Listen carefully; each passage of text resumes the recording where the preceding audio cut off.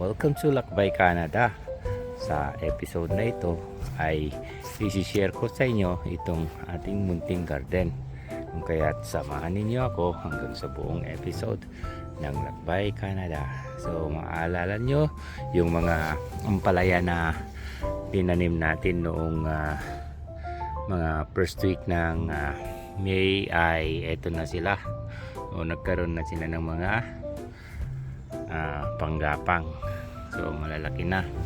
Ito na yung mga mustasa at meron ding tumubo na patani.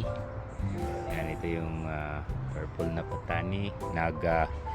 Bubulaklak na sila. And then itong ating pang pickles, so meron na rin sila. Ayan, at may mga tumubo rin na patatas, malalaki na. Ito yung ating mga tanim na itinanim natin nung first week ng May. So dito naman sa isang garden, at nilinis ko na rin itong isang garden. Ito naman yung ating upo. So namumulaklak na rin itong ating mga upo.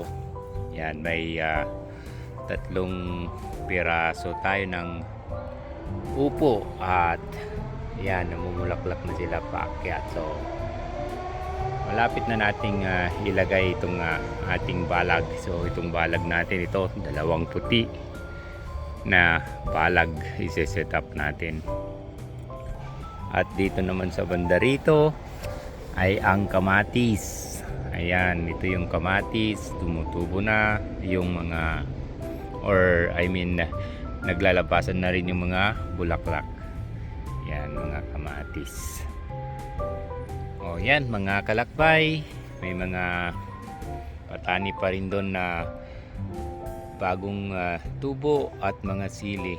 So yan, mga kalakbay, hanggang dito na lang tayo. At see you again sa susunod pa nating mga vlog.